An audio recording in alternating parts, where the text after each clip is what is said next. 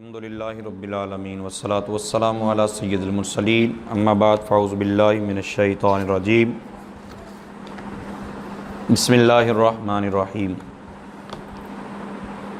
صلو علی الحبیب صلی اللہ تعالی علی محمد صلی اللہ تعالی علیہ وسلم۔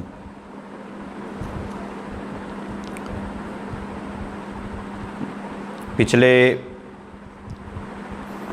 سالوں کے اندر رمضان المبارک میں ہم مختلف کورسز کرواتے رہے، تو اس بار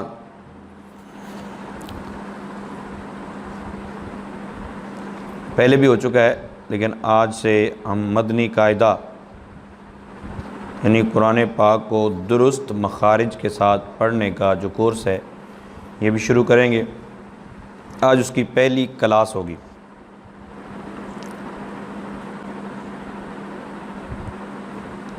آپ اس کا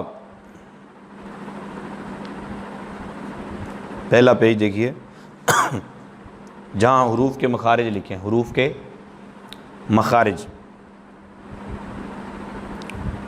اچھا، مخرج کا لغوی معنی نکلنے کی جگہ، اور اصطلاح تجوید میں جس جگہ سے حرف ادا ہوتا ہے اسے مخرج کہتے ہیں۔ تمام کے پاس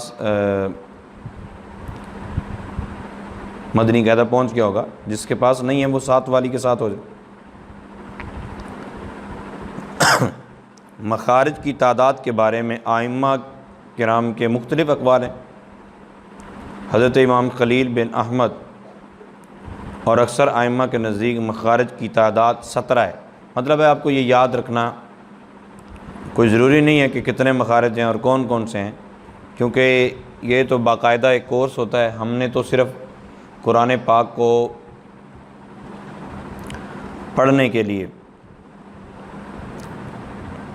تھوڑا سا غور و فکر کرنا ہے تاکہ صحیح انداز سے قرآن پاک پڑھنا آ جائے۔ اب ان کے مخارج کو یاد رکھنا، بعض کو مخرج یاد نہیں ہوتا لیکن الفاظ آپ درست ادا کر رہے ہوتے ہیں، تو بالکل ٹھیک ہے، کوئی مسئلہ نہیں۔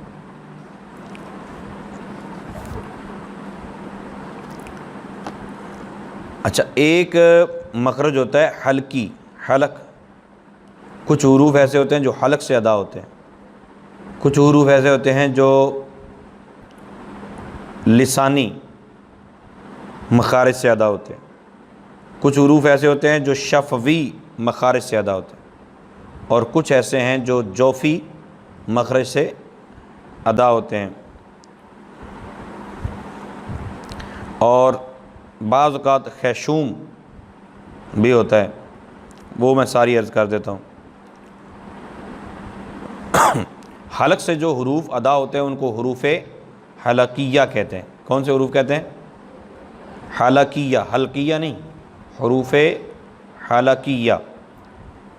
اب حلق کے 3 حصے ہوتے ہیں، ایک تو سب سے نیچے والا حصہ، اس کے بعد درمیان والا، اور اس کے بعد بالکل اوپر والا۔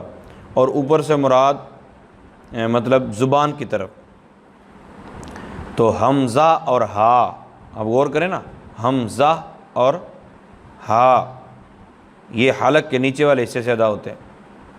عین اور ہا، اس کو پڑھیں ذرا، عین ہا، ہا کیا پڑھتے ہیں؟ ہا نہیں پڑھتے، ہا۔ مطلب حلق کو محسوس ہونا چاہیے کہ درمیان سے مخرج، درمیانی مخرج سے جو ہے نا یہ ادا ہو، ہا۔ ابھی بھی کئی پڑھ رہی ہیں ہا، ہا نہیں ہے، ہا، ہا۔ یہ آواز اس کی بار بار پریکٹس کرنی ہوگی، یہ مشکل ہوگا لیکن اس کی پریکٹس کرنی ہے۔ ہا، عین، اور اس کے بعد آ گیا غین اور خا۔ اب آپ تھوڑا سا فیل کریں نا کہ ہا اور حمزہ بہت نیچے سے ادا ہو رہے تھے، عین اور ہا تھوڑا سا اوپر، اور غین اور خا یہ حلق کے اوپر والے حصے سے ادا ہوتے ہیں۔ پھر لسانی مخارج آ جاتے ہیں، قاف اور کاف یہ حروف لہویہ ہیں، زبان کی جڑ اور تالو کے نرم حصے سے ادا ہوتا ہے۔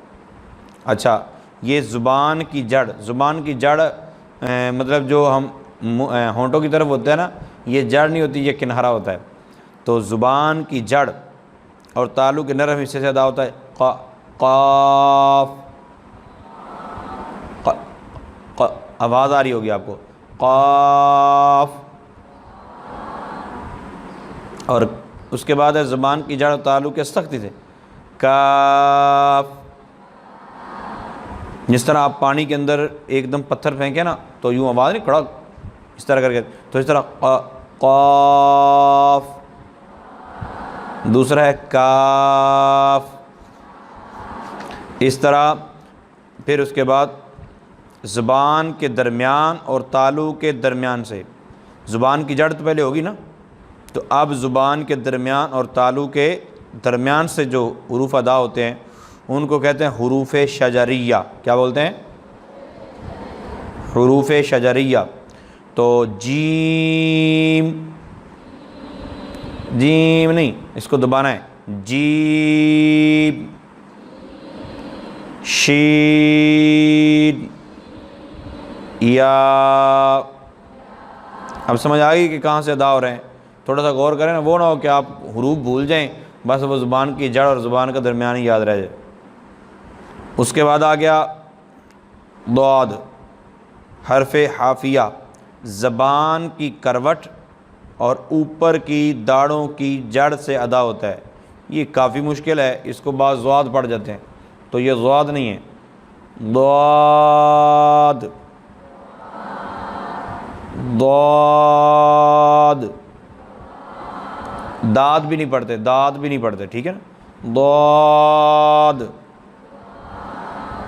دواد بھی، دواد بھی نہیں پڑھنا، ضاد. پھر اس کے بعد ہے لام، حروف طرفیہ. زبان کا کنارہ، زبان کا کنارہ اور دواحق سے ثنایا تک، یہ دانتوں کی اس میں دواحق سے ثنایا، آپ نے علم و تجوید میں پڑھا ہوگا یا تجوید کی کوئی اور کتاب پڑھی ہو، اس میں یہ سارے موجود ہیں.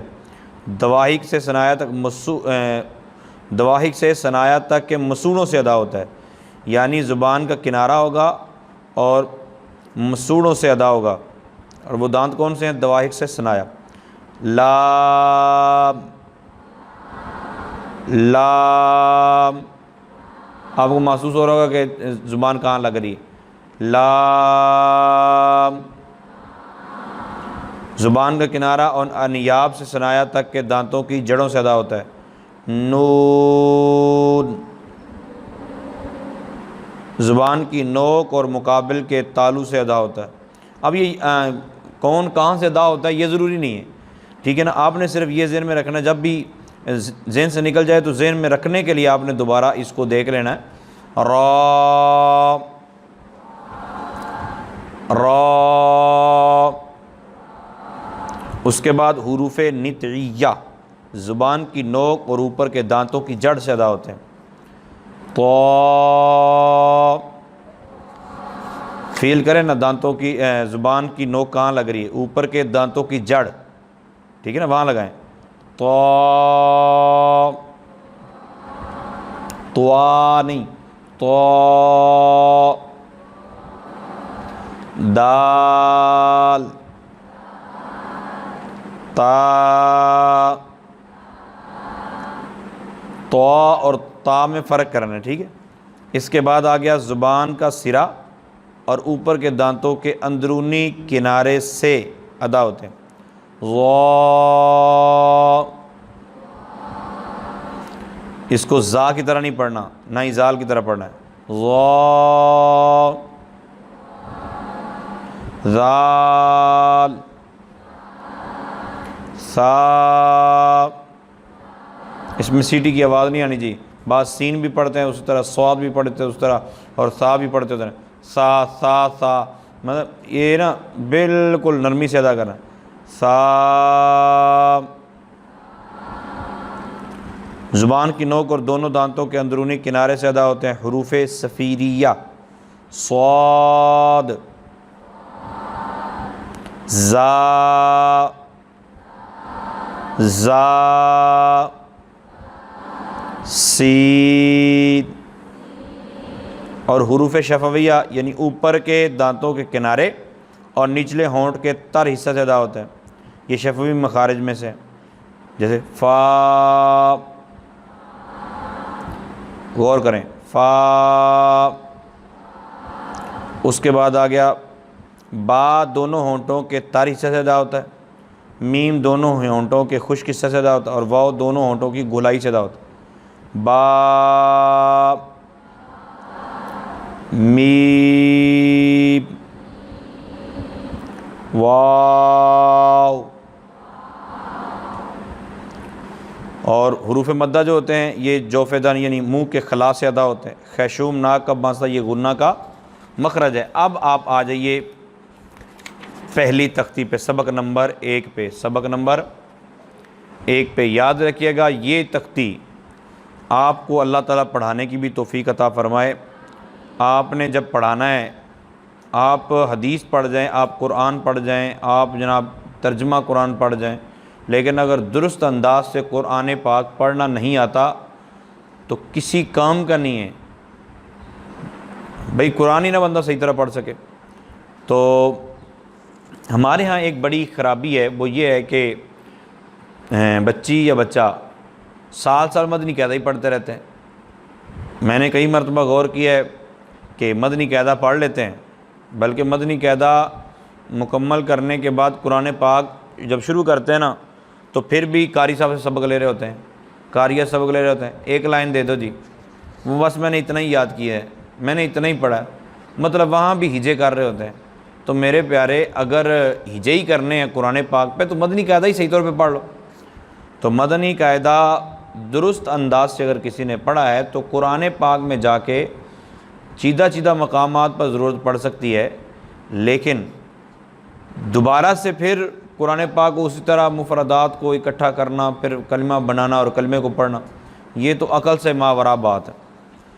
تو پہلی تختی جس طرح یاد ہوتی جائے گی، پھر دوسری پڑھیں گے، جب دوسری پڑھیں گے تو پہلی والی کو ریویژن کرتے رہیں گے انشاءاللہ عز و جل۔ آپ میں سے جس کو بھی پہلے درست مخارج کے ساتھ قرآن پاک پڑھنا نہیں آتا، وہ کم از کم جتنا ضروری ہے اس انداز سے قرآن پاک پڑھنا سیکھ جائے گی۔ براہ راست بھی جو سنیں گے وہ بھی اس پہ غور و فکر کریں گے۔ تو اینڈرائڈ موبائل کے لیے اگر کسی کے پاس ہے تو اینڈرائڈ موبائل کے لیے باقاعدہ مدنی قاعدہ کی اپلیکیشن آ چکی ہے، اس کو ڈاؤن لوڈ کیجیے اور اس کو بھی آپ سماعت کر سکتے ہیں۔ تو حروف مفردات، مفردات کہتے ہیں الگ الگ، حروف مفردات یعنی حروف تہجی۔ کتنے حروف تہجی ہیں؟ عربی کے حروف تہجی کتنے ہیں جی؟ یہ 29 لفظ کیا ہوتا ہے؟ اردو میں کیا ہوتا ہے؟ 29 ہوتا ہے، 29 نہیں ہوتا، ورنہ لکھنے میں پھر پرابلم ہو جائے گی۔ بعض بول رہے ہوتے ہیں 67، 66، 67، اب وہ 67 کو کیا لکھیں گے؟ بہرحال حروف مفردات کو تجوید و قرات کے مطابق عربی لہجہ میں ادا کریں، اردو تلفظ سے پرہیز کریں۔ اردو کیا لفظ بولا میں نے؟ تلفظ کیا لفظ ہوتا ہے؟ اردو تلفظ سے، یعنی بے، تے، سے، ہے، خے، توئیں، زوئیں، یہ پہلے پڑھتے رہے ہم، تو اس طرح نہ پڑھیں، بلکہ کیا پڑھنا ہے؟ با، تا، سا، حا، خا، طا، ظا، یوں کر پڑھنا۔ ان 29 حروف کے اندر 7 حروف ایسے ہیں جو ہر حالت میں پر یعنی موٹے پڑھے جاتے ہیں۔ ہر حالت میں کیسے پڑھے جاتے ہیں؟ پر پڑھے جاتے ہیں۔ ان کو حروف مستعلیہ کہتے ہیں۔ کون سے حروف کہتے ہیں؟ حروف مستعلیہ، حروف مستعلیہ۔ درس نامی کرنے والی جو طالبات ہیں ان سے میں بعد میں پوچھوں گا، وہ یہ ذہن میں رکھیں کہ مستعلیہ کون سا صیغہ ہے، اور وہ یہ ہیں خصا، ضاغطن، قز، یہ مجموعہ ہے، ان کا مجموعہ، یہ مجموعہ اس وجہ ترتیب دے دیتے ہیں تاکہ یاد کرنے میں آسانی رہے۔ یہ 7 حروف ایسے ہیں جو ہر حال میں پر پڑ جائیں گے۔ ہونٹوں سے صرف 4 حروف ادا ہوتے ہیں، با، فا، میم، واو۔ ان کے علاوہ باقی حروف پر ہونٹ نہ ہلنے دیں۔ ان 3 حروف یعنی زا، سین، صاد کو ادا کرتے وقت سیٹی کی طرح تیز آواز نکلتی ہے، اس لیے ان حروف کو حروف صفیریہ یعنی سیٹی والے حروف کہتے ہیں۔ اب پڑھتے ہیں مل کے۔ الف، با، یہ جو با لکھا ہوتا ہے نا، اس کا یہ نام ہے، اصل اس کا نام یہ ہے با۔ اب ہوتا یہ ہے کہ یہاں تو ہم اس کو پورا نام ہی دیتے ہیں با، تو جب آگے جا کے کہیں آئے گا بازر با، بازر با، پھر وہ با کہاں چلا جاتا ہے، اس کا نام بھی بگاڑ دیتے پکڑے۔ تو وہاں بھی با زبر با یوں پڑھنا ہے، ٹھیک ہے۔ با، تا۔ اب غور کیجئے نا، اس کو آپ نے اپنے سٹائل سے اب نہیں پڑھنا، جو پیچھے پڑھ رہے ہیں جس طرح مخارج ہیں اسی طرح ادا کر۔ تا، سا، دبانا نہیں ہے، سا، جیم، ہا، ابھی بھی ہا پڑھ رہے ہیں، ہا، ہا، خا، یہ بلو ہے نا تو اس کو پر پڑھنا ہے، خا، دال، تا اور دال ایک ہی طرح پڑھے جاتے ہیں، دال، زال، سا اور زال، ٹھیک ہے نا، زال۔ اب ایسا نہ ہو کہ زال اور زا ایک ہی طرح پڑھ رہے ہوں، زال، زال نہیں ہوتا، زال، بالکل نرمی سے، را، زا، اس کو ذرا دبا کے پڑھتے ہیں، زا، سین، شین، صاد،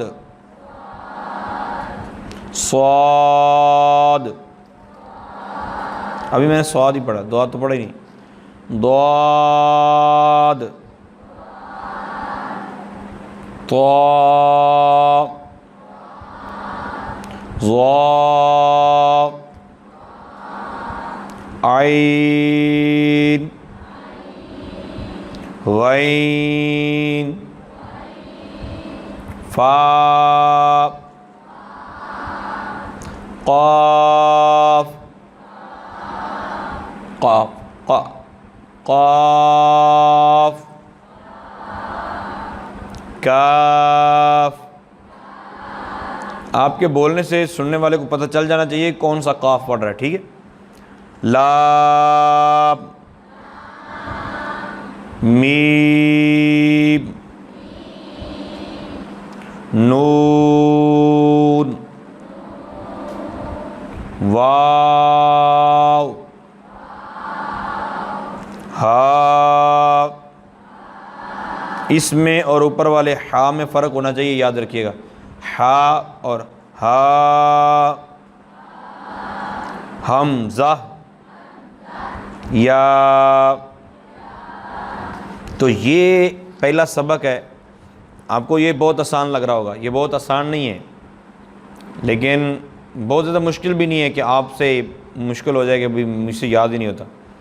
اس کو آپ دہرائیے بار بار، بار بار ان حروف پہ غور کیجئے، جس طرح تا ہے، طا ہے، دال ہے، ذال ہے، ضا ہے، ان کا فرق اچھے طریقے سے ریپیٹ کر لیجئے۔ اور میں یہ گزارش کروں گا براہ راست سماعت کرنے والوں کو بھی اور آپ کو بھی، کہ مطلب جو آن لائن سنیں گے ان کو بھی، کہ آپ اپنے گھروں میں کوشش کیجئے، ذہن بنائیے، جو بچیاں میٹرک کے امتحان سے فارغ ہیں تو وہ رمضان مبارک کے اندر یہ 26 روزہ جو 2-3 کورس ہیں ان کو کر لیں۔ قرآن پاک پڑھنا آ جائے گا، پھر جو ضروریات زندگی کے جو مسائل ہیں وہ سمجھ آ جائیں گے، اور پورے قرآن پاک کا ہمارے لیے دورہ بھی انشاءاللہ ہو جائے گا، دورہ تفسیر القرآن کے نام سے، جس کی آج پہلی کلاس ہوگی، تو اس کا سلسلہ بھی ہو جائے گا۔ تو مطلب جو رات کو ہم سماعت کرتے ہیں تراویح میں، اس کا خلاصہ اور چند عقائد کی باتیں وہ میں آپ کے سامنے رکھا کروں گا، گویا آپ پورے قرآن پاک کا خلاصہ جو ہے نا وہ ان 26 دنوں میں آپ سماعت کر سکیں گے۔ تو بڑی جو عورتیں ہیں، بڑے مطلب ایج کی، وہ بھی یا عام روٹین میں اپنے وقت کو قیمتی بنائیں۔ رمضان المبارک کی ہر ساتھ ہمارے لیے بہترین موقع ہے، تو ان کو وقت کو قیمتی بنائیے، اپنے ساتھ دوسروں کو بھی اٹیچ کیجئے، دعوت دیجئے، تاکہ کسی نے بھی اگر پڑھ لیا اور اس کا قرآن پاک درست ہو گیا، اس کے مسائل ٹھیک ہو گئے، تو ہمارے لیے صدقہ جاریہ ہوگا۔ اللہ تعالیٰ عمل کی توفیق عطا فرمائے، آمین بجاہ النبی۔